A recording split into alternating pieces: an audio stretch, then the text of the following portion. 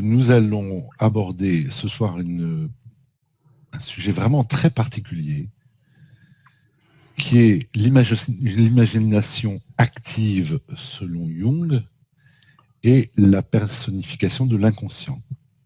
Possible de dialoguer avec son âme, parce que Jung, il ne faut pas l'oublier, avait dialogué non seulement avec l'imaginaire, qui l'ont guidé dans son évolution de la vision du monde et son évolution surtout personnelle. Est-ce qu'on peut entendre réellement cette voix intérieure ou ces voix intérieures sans que cela soit la manifestation d'une psychose? Et ce soir, je vais donc interroger Christian Verdeau, un psy jungien, sur ce sujet précis. Donc, bonsoir Christian Verdeau. Bonsoir Eric.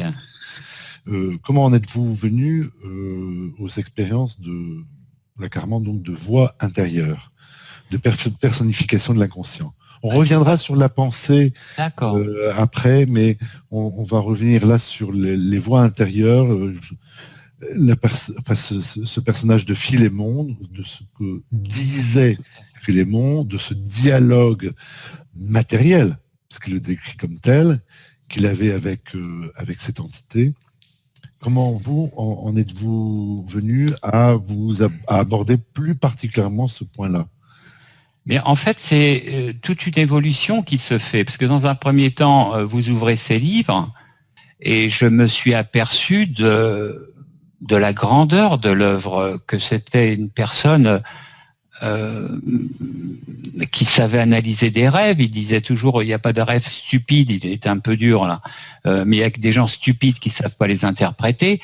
Mais je veux dire par là que c'est devenu tout doucement. J'avais son livre Dialectique et du moi et de l'inconscient.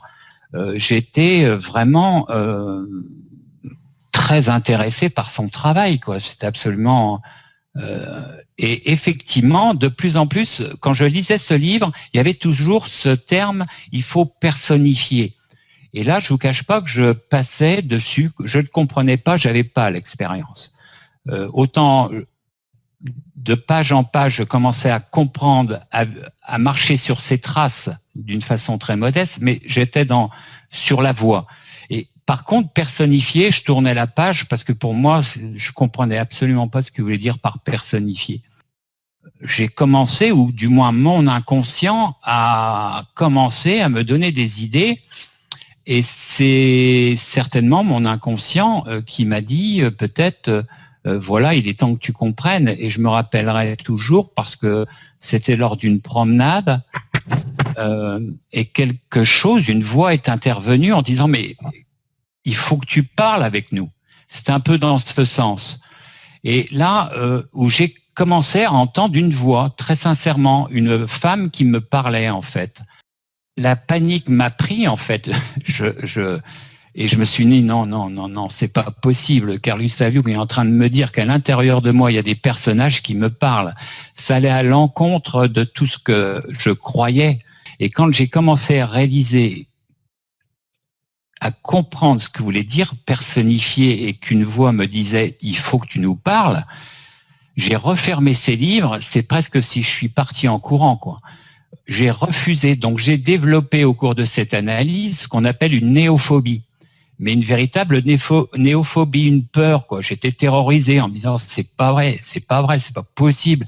J'ai repassé toute ma vie en détail, méticuleusement, et pour remarquer les grands tournants de ma vie, je me rendais compte que c'était vrai, que en fait j'avais été plus ou moins dans toutes les grandes décisions de ma vie été influencé par l'inconscient. Et donc c'est à partir de ce moment-là que ce terme personnifié, au bout de 5, 6, 7 ans, a pris son sens et que je n'ai pu que réouvrir des livres de Jung que je ne comprenais absolument pas. De plus en plus, ça se précisait, je rentrais dans le monde de toutes les personnes qui avaient dialogué, peu importe le nom, avec des esprits, des anges qui entendaient la voix, qui entendaient des voix, et je suis rentré dans tout ce monde avec un livre que j'ai beaucoup aimé, c'est celui de Barbara Hanna, sur Rencontre avec l'âme.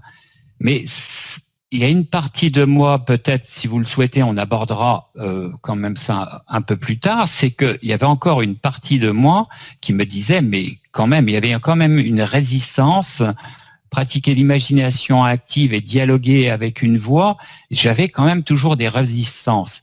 Et quelque part, je me suis à un moment intéressé très sérieusement à la neuroimagerie et qu'est-ce que nous disaient les neurosciences par rapport à la production du langage. Donc, il y a eu Carl Gustav Jung est mort en 1961 et c'est terrible ce qu'il a dit au fond de sa vie, à la fin de sa vie, pardon, en disant tout simplement ma vie est un échec, personne n'a compris mon œuvre. Et pour moi, c'était terrible ça, parce que je pense que peut-être des amis m'ont dit, t'as fait un transfert sur lui, peut-être t'as une absence du père ou tout ça, ce qui était un peu vrai aussi. Mais donc c'était une sorte de père spirituel et ça m'a beaucoup touché que à la fin de sa vie, il dit cela en fin de compte. Et quelque part, j'ai commencé à m'intéresser grâce au fabuleux progrès de la neuroimagerie. Qu'est-ce qui se passe quand on parle? C'est aussi simple que ça. Qui parlait à l'intérieur de moi? C'était certainement pas moi.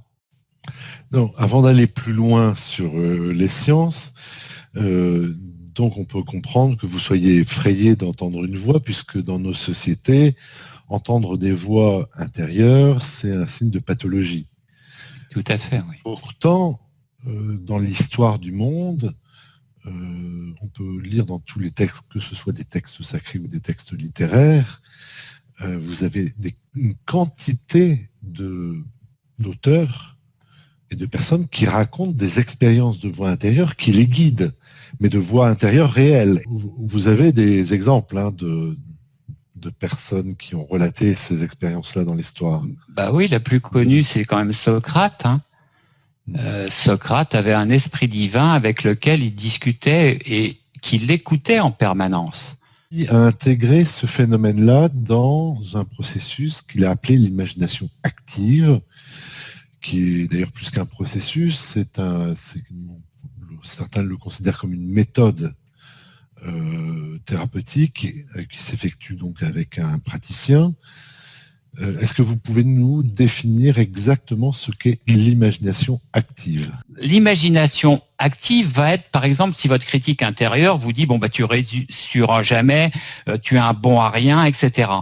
L'imagination active, ça va être tout simplement de l'écouter et après carrément d'aller à l'encontre, de lui donner un point de vue complètement différent. C'est une lutte, c'est une bataille.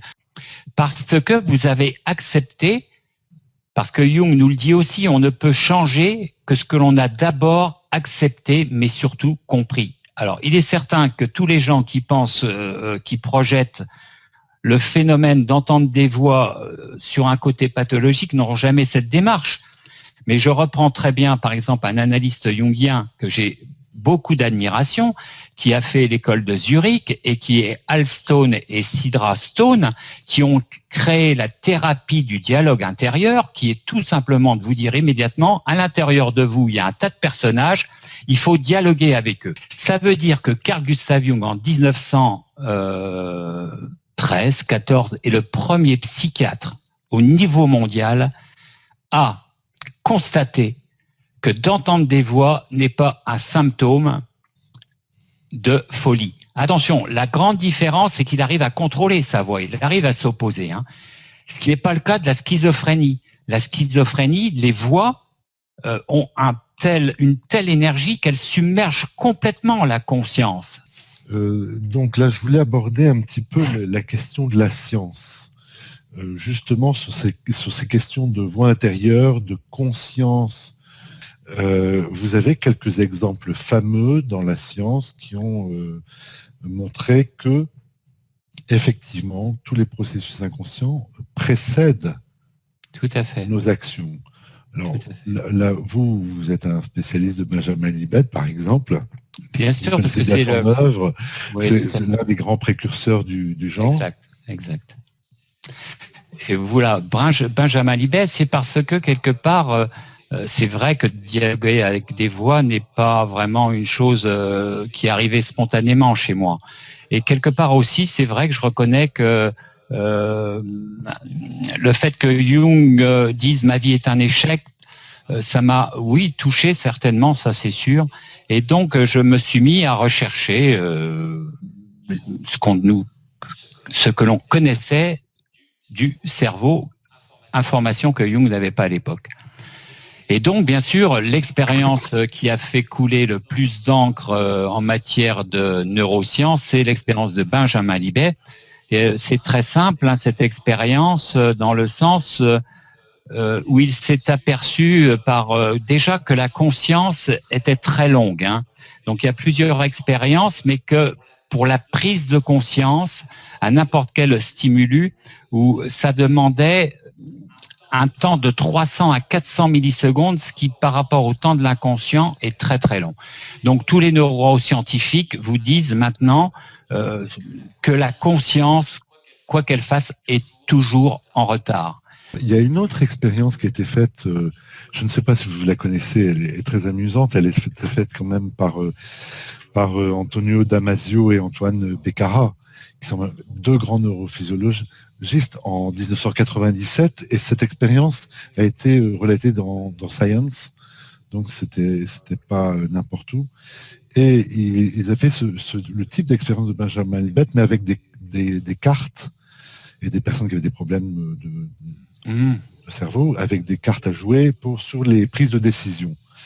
Et ils ont remarqué aussi, mais par accident, parce que c'était pas du tout leur intention de départ, c'était juste pour savoir le calcul de la vitesse neuronale à certains moments donnés, et tout d'un coup, se sont aperçus qu'effectivement, les décisions étaient prises avant qu'ils ne fassent le geste de choisir une carte.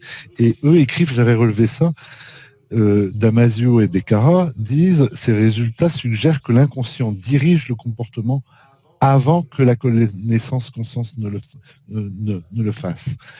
Donc, ils ont été complètement stupéfiés et ils l'ont écrit. Et vous avez d'autres chercheurs comme Michael Gazzaniga aussi qui parle de l'inconscient. Oui, il y a eu plein de... Philippe Lachaud sur les voies intérieures qui sont si réelles qu'on peut croire. Donc, il faut savoir que aujourd'hui, ce que disait Jung